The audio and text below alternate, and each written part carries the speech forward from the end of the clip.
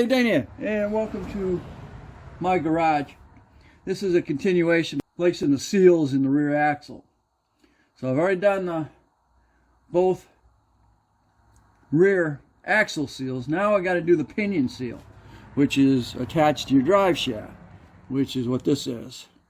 So I got 4 bolts I got to pull to the drive shaft and drop the drive shaft down a little bit, and then we got to get that pinion nut off of there, and then we can get the seal.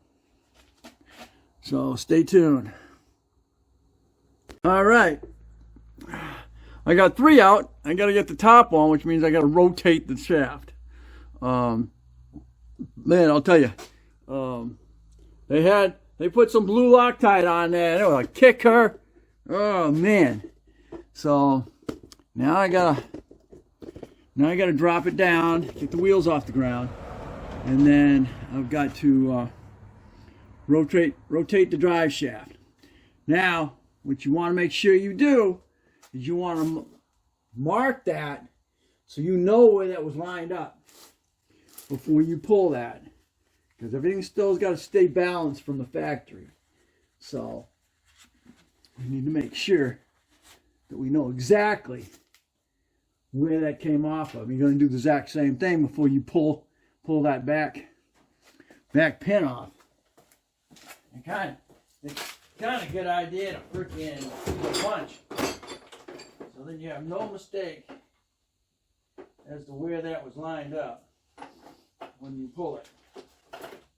Where that was lined up with. What is that? And you're going to be lined up where you on this bottom one. Right. Good job. No mistaking. There you go. Now, again, I gotta clean that some of that gear while it was there. All right, let's go ahead and drop that down and get the wheels off the ground, and then I can get that rotated so I can get that 4th bolt out. Once you put it in neutral, then you can go ahead and rotate your shaft, then go ahead and put it back in park, and that'll lock it in place so you'll be able to disconnect it or unscrew that bolt. All right, we got the last bolt out. Like I said, I was going to have to do the anyway. So last bolt is out. Now we'll go ahead and pop that drive shaft off.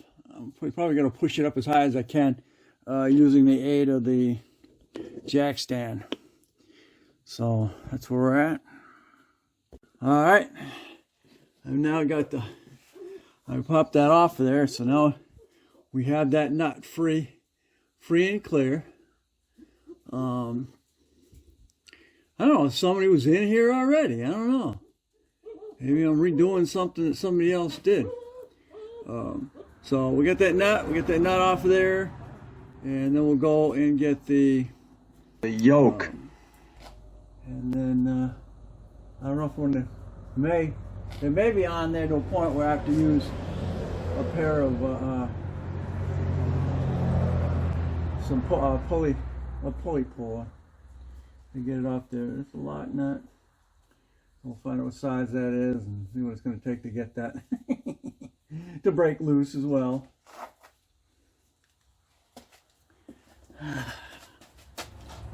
Okay, we're at this point now. I got the nut off. They recommend that you change out the nut if you do this. So that's up to you. I'm using the same one. Also, what they say is to use a torque wrench and try and find out what the nut's going to break at. And of course, you're going to mark your pinion shaft, and you're going to mark your nut. So you know when this is fully torqued back up, you should be good to go. This particular vehicle minimum is going to be 210 on the torque. So, but what you're looking to do is be able to line your line on your nut line up with your mark on your pinion. So with that said, now you're going to make sure you mark your yoke plate with your pinion, so you can line this right back up when you pull it off, so nothing's out of alignment. So it looks like I'm going to have to use my three-legged puller right now to pop that off of there. Jesus, my battery's down. All right, so my three-legged puller worked. It'll slide right off of there now. All right. Yeah, right off. Reason for all that measuring and stuff, because I guess depending on what vehicle it was, it had it's got a seal. I don't think that's gonna leak out of it, because okay, very good. Now I don't want to lose anything alignment there. Okay. All right, so we go. We'll get the Mr. seal out of there. You can see how bad that seal is. See it? It's ripping on that side. So it's done. All right, I gotta charge my battery. All right, with a little bit of tugging, I used I went under it with a chisel, and I was able to get it to lift up a little bit, and then I used the seal puller using the fat side of it, and I was able to break it up, pull it out. Here's the inner ring, and the seal itself. You can see how dried out and messed up that is right now. So let's get you pulled out of here. That had some. Somebody had already done it. That's not factory. So a little bit of RTV around it. So I gotta go down there and get some anyway, because I need it for that thing there. So we'll go ahead and cut this down. Okay. All right, new one is in. It's got a little different design than the other one. It wasn't solid round, and the other one didn't have as you saw, those on the drive shafts sometimes come with that, but this is a different one up, I guess, being just a different style. So this was the drive shaft. It has that lip. But the one I put in didn't have that. It was just a solid lip on it.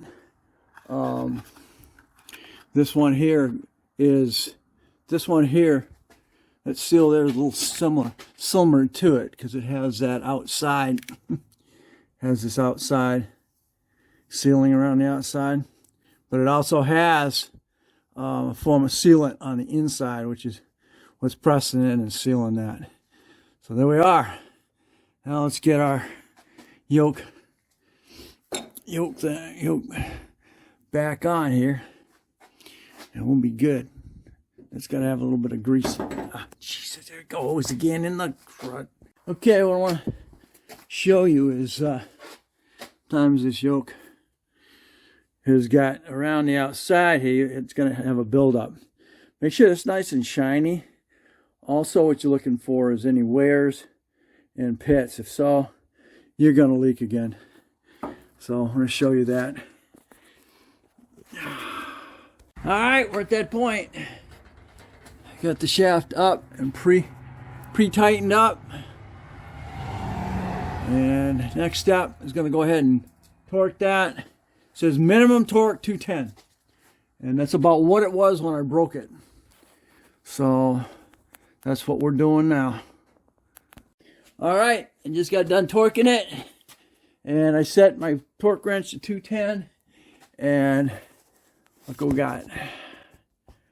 We have a lined up right on my marks. That's freaking awesome. Okay, so that's where she was when we took her apart. Next step, go ahead, we're going to put the drive shaft back down and get those bolts on there. All right, I got these 3 here torque. Now I got to lower it down so I can put it neutral and rotate the drive shaft so I can get that last bolt. Torqued, book says 80 foot-pounds.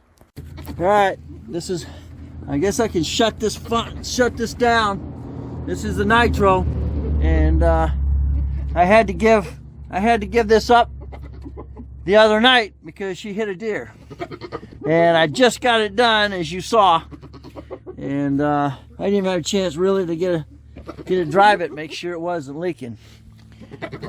So I don't see any leaks under here. I know I got plenty of gear on it. And my yoke seal is looking good too.